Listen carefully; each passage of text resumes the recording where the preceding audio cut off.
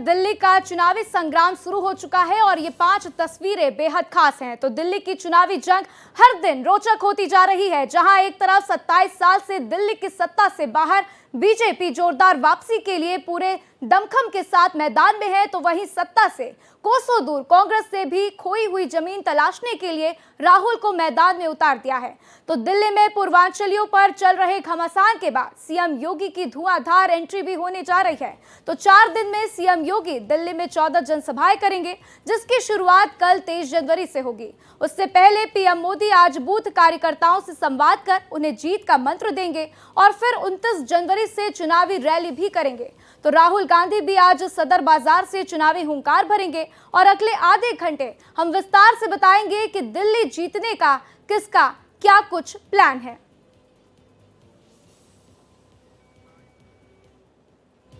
तो देखिए, दिल्ली चुनाव को लेकर बीजेपी की बड़ी तैयारी हो गई है। तो आज बीजेपी कार्यकर्ताओं से संवाद करेंगे पीएम मोदी। दोपहर 1 बजे कार्यकर्ताओं से बातचीत करेंगे पीएम मोदी। तो मेरा बूथ सबसे मजबूत कार्यक्रम के तहत संवाद करेंगे। नमो ऐप के जरिए कार्यकर्ताओं से बातचीत करेंगे पीएम मोदी और 2,25,000 से अधिक बूथ कार्यकर्ताओं से संवाद करेंगे। तो आज ये बड़ा अपडेट आपको दे रहे हैं, क्योंकि देखिए, आज प्रधानमंत्री नरेंद्र मोदी आज दिल्ली चुनाव को लेकर बड़ी तैयारी में है और इसी के साथ मेरा बूथ सबसे मजबूत कार्यक्रम में आज कार्यकर्ताओं से बातचीत करने वाले हैं। तो दोपहर 1 बजे कार्यकर्ताओं से बातचीत करेंगे, मेरा बूथ सबसे मजबूत कार्यक्रम के तहत संवाद करेंगे। तो नमो ऐप के जरिए आज कार्यकर्ताओं से संवाद करेंगे प्रधानमंत्री नरेंद्र मोदी।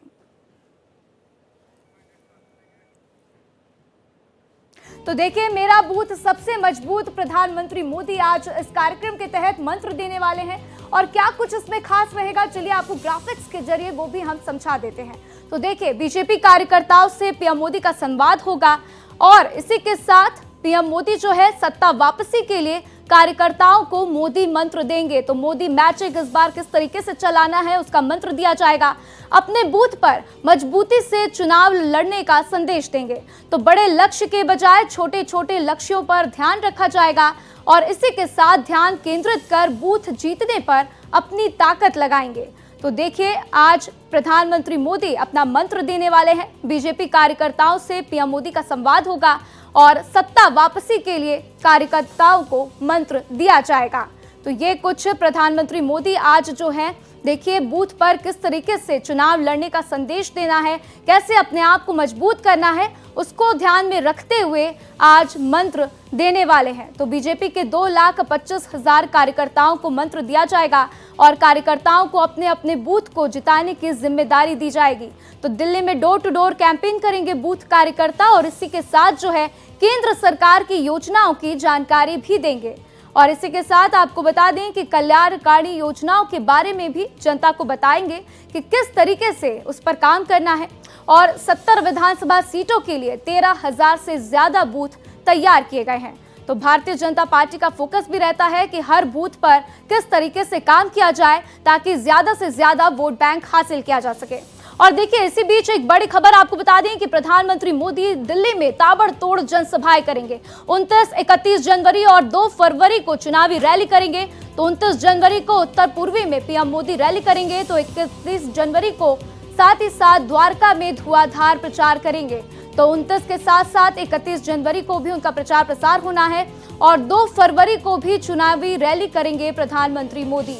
तो ये 3 दिन जो है बेहद खास होने वाले हैं, क्योंकि ये 3 दिन बहुत ही ज्यादा महत्वपूर्ण है, क्योंकि खुद प्रधानमंत्री मोदी जनता के बीच जाएंगे और रैली करेंगे। तो देखिए, दिल्ली का दंगल जो है, दिल्ली का बिगुल बज चुका है और इस बार ये मुकाबला त्रिकोणीय है और चूंकि त्रिकोणीय मुकाबला है तो इस बार देखना होगा कि किससे जीत मिलती है। लेकिन इसके पहले सभी पार्टियां जो है अपना पूरा दमखम लगा रही हैं, पूरा जोर लगा रही हैं। और इसी बीच दिल्ली के दंगल में सीएम योगी की भी एंट्री होगी। तो देखिए, सीएम योगी की धुआंधार प्रचार की तैयारियां हो गई हैं। 4 दिन में 14 जनसभाएं करेंगे सीएम योगी। तो 23, 28 और 30 जनवरी को सीएम योगी की रैली होगी। 1 फरवरी को भी चुनावी जनसभा को संबोधित करेंगे। तो देखिए, कहीं ना कहीं सीएम योगी भी अब दिल्ली में उतरने वाले हैं और उनकी कल से रैलियां शुरू हो जाएंगी। कल 23 जनवरी है और कल से ही सीएम योगी जो है दिल्ली के मैदान में उतर जाएंगे। तो सीएम योगी एक बहुत बड़ा फैक्टर है और एक बहुत बड़े स्टार प्रचारक के तौर पर दिल्ली में आने वाले हैं। और देखिए कहीं ना कहीं इससे भारतीय जनता पार्टी को एक बड़ा फायदा होता हुआ भी दिखेगा, क्योंकि पूर्वांचलियों को अगर साधना है तो इसके लिए सीएम योगी एक बहुत ही महत्वपूर्ण यहाँ पर कड़ी हो सकते हैं पूर्वांचलियों को जोड़ने के लिए। और जिस तरीके से आम आदमी पार्टी के संयोजक अरविंद केजरीवाल ने बयान दिया था पूर्वांचलियों को लेकर, उस लिहाज से भी उनकी ये रैली बहुत ही महत्वपूर्ण हो जाती है। तो देखिए सीएम योगी की तूफानी रैली होगी, किस दिन क्या क्या होगा चलिए वो भी आपको ग्राफिक्स के माध्यम से समझा देते हैं। तो पहली रैली 23 जनवरी को होगी किराड़ी में, जनकपुरी में और उत्तम नगर में। इससे के साथ 28 जनवरी को मुस्तफाबाद में होगी, गोंडा में होगी, शहादरा में होगी, पड़पड़गंज में होगी और 30 जनवरी को मेहरौली, आरके पुरम, राजेंद्र नगर और छतरपुर में उनकी रैली होनी है। तो 4 दिन में 14 सभाएं होंगी, जिसमें 1 फरवरी को पालम, बिजवासन और द्वारका में उनकी तूफानी रैली देखने को मिलेगी। तो देखिए आपको बता दें कि योगी की एंट्री किस तरीके से जीत दिलाएगी। तो इसमें बीजेपी 27 साल से दिल्ली की सत्ता से दूर है और इसी सूखे को खत्म करने की पूरी कोशिश की जाएगी। तो मोदी, शाह और योगी की जोड़ी प्रचार करेगी। दिल्ली में कई सीटों पर पूर्वांचली मतदाता हैं और उन्हें ही साधने की पूरी कोशिश की जाएगी। तो योगी की रैली से पूर्वांचल के जो वोटर्स हैं उनको साधा जाएगा और योगी का हिंदुत्व और सनातन संस्कृति पर अपना ही एक अलग रुख है और उससे साधने की भी पूरी कोशिश की जाएगी। और जिस तरीके से महाकुंभ की भव्य तैयारी हुई है, देश भर से हिंदू महाकुंभ में आस्था की डुबकी लगा रहे हैं, ये भी एक मेजर फैक्टर होगा दिल्ली के लोगों को अपने तरफ खींचने का, अपनी तरफ साधने का।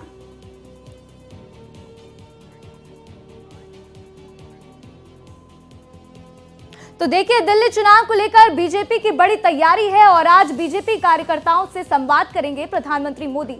तो दोपहर 1 बजे कार्यकर्ताओं से बातचीत करेंगे पीएम मोदी। तो मेरा बूथ सबसे मजबूत कार्यक्रम के तहत संवाद करेंगे और इसी के साथ नमो ऐप के जरिए कार्यकर्ताओं से बातचीत भी करेंगे पीएम मोदी।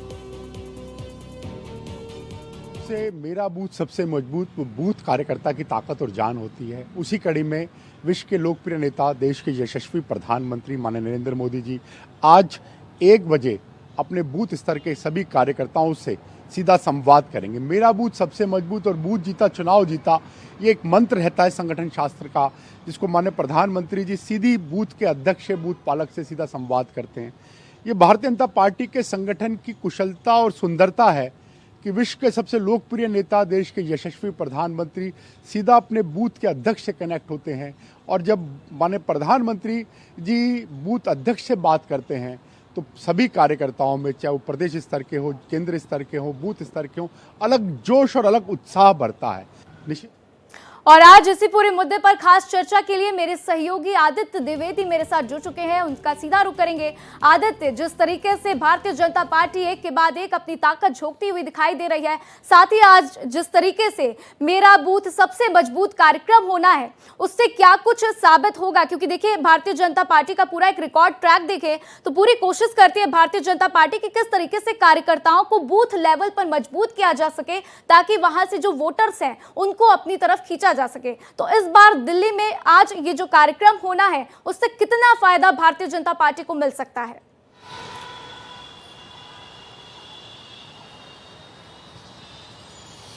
देखिए राधा, अगर हम बीजेपी की बात करें तो दिल्ली चुनाव की तैयारी बीजेपी ने जमीन लेवल पर 6 महीने पहले शुरू कर दी थी।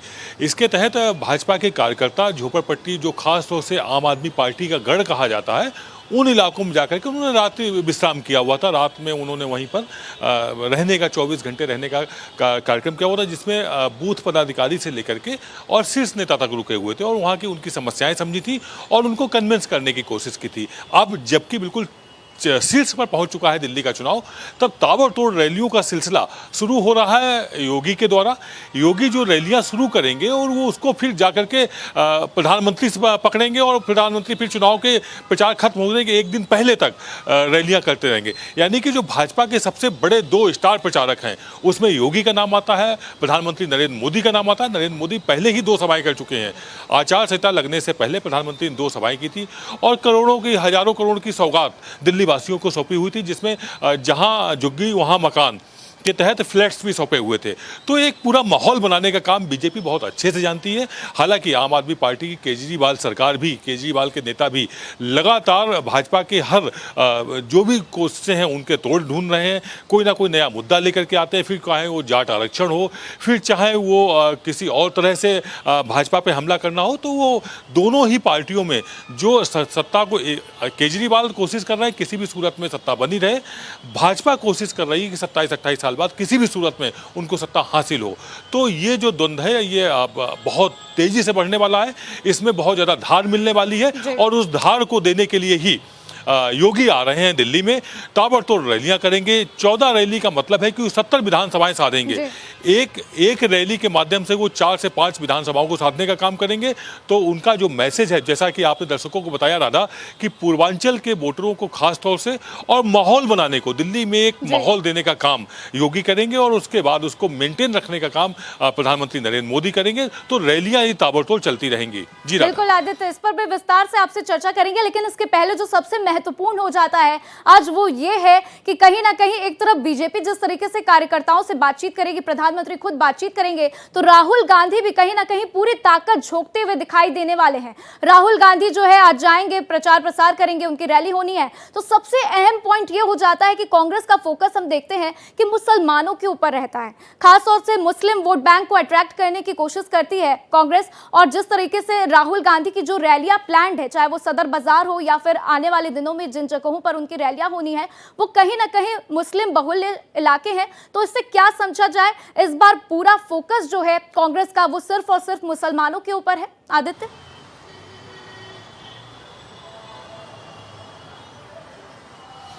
और देखिए, कांग्रेस के दो जो मेन वोट बैंक आधार हम कहे जाएंगे तो उसमें एक तो मुस्लिम आता ही आता है और उसके अलावा झोपड़पट्टी आती है।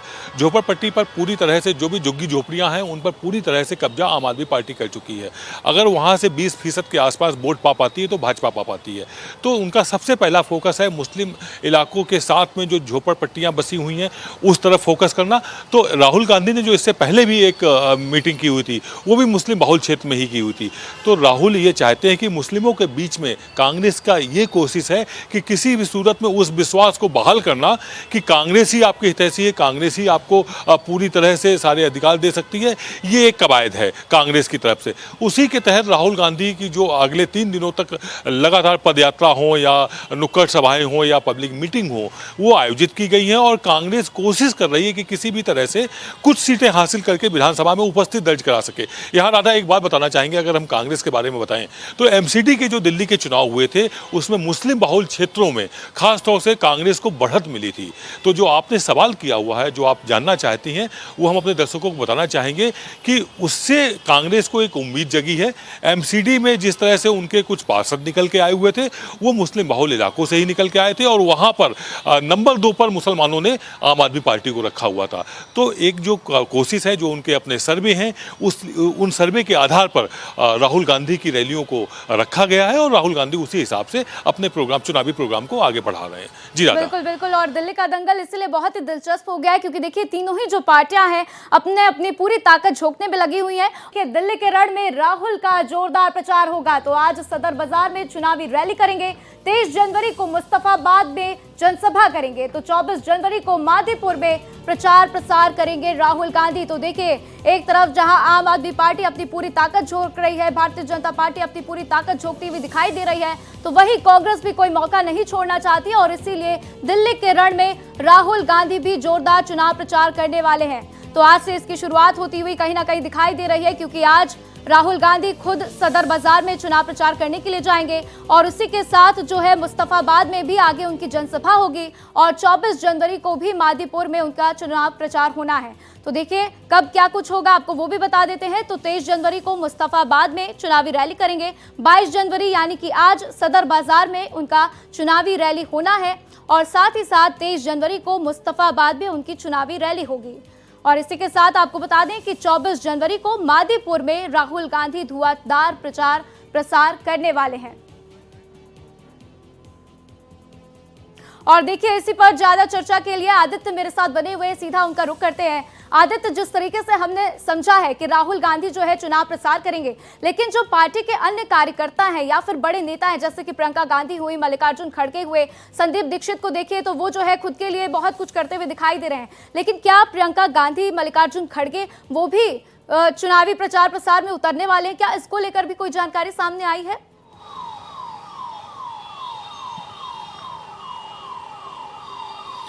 देखिए राधा, अभी तक कांग्रेस की तरफ से जो अधिकृत कार्यक्रम आए हुए हैं उसमें सिर्फ राहुल गांधी का आया हुआ है। प्रियंका गांधी के उतरने की चर्चाएं जरूर हैं, लेकिन अभी तक किसी भी तरह से कोई अधिकृत कार्यक्रम नहीं आया। और जब तक कांग्रेस पार्टी की तरफ से कोई सूचना ना आए तब तक उस पर पूरी तरह से कुछ कहा नहीं जा सकता है। लेकिन हाँ, ये जरूर है कि प्रियंका गांधी की कुछ सभाएं होने की बात सामने आ रही है। और फिलहाल राहुल गांधी जो ताबड़तोड़ यहाँ चुनावी कार्यक्रम करने जा रहे हैं, उसमें जो कांग्रेस की कोशिश है वो यही कोशिश है कि मुस्लिम बहुल क्षेत्रों से उनके कुछ विधायक किसी तरह से जीत कर निकल आए और विधानसभा में कांग्रेस का जो आंकड़ा है वो शून्य है पिछले 2 विधानसभा चुनाव से, उसमें वो पहुंचना चाहते हैं। हालांकि अगर हम कांग्रेस के वोटा परसेंटेज की बात करें राधा, तो जो 2015 में वोटा परसेंटेज 9.5% के आसपास था कांग्रेस का, वो 2020 में मात्र 4.5% ही बचा हुआ है। अगर हम इसी की बात करें 2013 में जो ये चुनाव हुए थे, जब शीला दीक्षित के उसमें चुनाव लड़ा गया था उनकी अगुवाई में, तो यही वोटा परसेंटेज 22.5% के आसपास था। तो लगातार जो वोटा परसेंटेज घटा है उसका फायदा कहीं ना कहीं सीधे आम आदमी पार्टी और भाजपा को हुआ है। भाजपा ने कांग्रेस के वोट हथियाने का काम किया और वहीं आम आदमी पार्टी ने किया है। आम आदमी पार्टी अगर देखा जाए तो एक तरह से पूरा कांग्रेस का वोट बैंक हथिया करके ही शून्य से सत्ता के शिखर तक पहुंची हुई है। अब कांग्रेस के सामने बड़ा चैलेंज है कि वो शून्य से किसी तरह से अपनी उपस्थिति दर्ज करा सके। जी राधा। बिल्कुल आदित्य, शून्य से अपनी उपस्थिति दर्ज करानी है, तो क्या लगता है इस बार इस वर्चस्व की लड़ाई में कांग्रेस मजबूती से खड़ी हो पाएगी? क्योंकि कहीं ना कहीं इस बार जिस तरीके से देखा जा रहा है, अगर 2020 के कंपैरिजन में बात करें तो हमने देखा कि कांग्रेस की कुछ खास छवि नहीं दिखाई दी थी और उतनी मजबूती से लड़ते हुए भी नहीं दिखाई दिए थे। लेकिन इस बार काफी कॉन्फिडेंट है राहुल गांधी और जिस तरीके से वो मात दे रहे हैं, आज चुनाव प्रचार में उतरेंगे, जिस तरीके से उनके बयानबाजियां सामने आती हैं, इससे कहीं ना कहीं लगता है कि इस बार कुछ फायदा, कम से कम मुस्लिम वोटों का फायदा जो है इस बार कांग्रेस को मिल सकता है। आदित्य,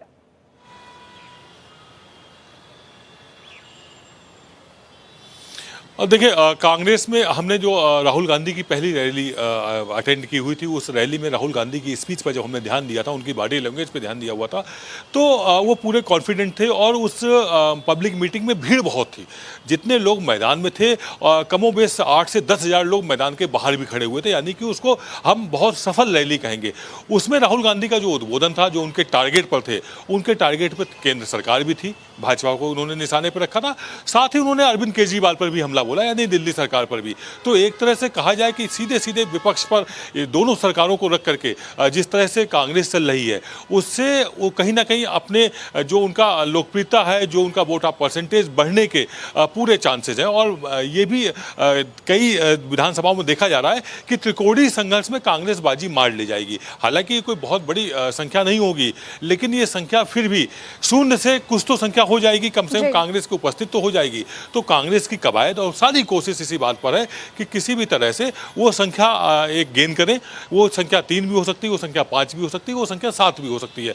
दाही तक कांग्रेस नहीं पहुंचेगी, ये भी श्योर है, लेकिन हाँ, इकाई में एक सम्मानजनक अंक अगर आ जाते हैं तो ये बहुत बड़ी उपलब्धि होगी। जैसा आपने दर्शकों को बताया कि 2020 में कांग्रेस काफी हताश और निराश थी, लेकिन इस बार लोकसभा में विपक्ष के नेता बनने के बाद राहुल गांधी और कांग्रेस कार्यकर्ताओं में एक कॉन्फिडेंस लेवल लौटा है। उस कॉन्फिडेंस लेवल को हम दिल्ली विधानसभा चुनाव में बाखूबी देख रहे हैं। बिल्कुल बिल्कुल आदित्य, और कहीं ना कहीं अगर हम भारतीय जनता पार्टी की भी बात करें तो हमने देखा है कि 27 साल का जो सूखा है उसे खत्म करना है भारतीय जनता पार्टी को। और भारतीय जनता पार्टी की तरफ से जिस तरीके से संकल्प पत्र सामने आए, जो कल भी संकल्प पत्र पार्ट 2 सामने आया, उसमें देखा कि हमने जो युवाओं को छोड़ दिया गया था वो भी एक फैक्टर पर काम किया गया है। और अब प्रधानमंत्री मोदी जिस तरीके से बूथ कार्यकर्ताओं से संवाद करेंगे, उनसे बातचीत करेंगे, और जो सीएम योगी की एंट्री इसमें हो गई है, इससे जो बड़ा बदलाव आप देख रहे हैं आदित्य, क्या लगता है क्या इस बार 27 साल का सूखा खत्म हो सकता है? भारतीय जनता पार्टी का ग्राफ किस ओर जाता हुआ दिखाई दे रहा है आदित्य आपको?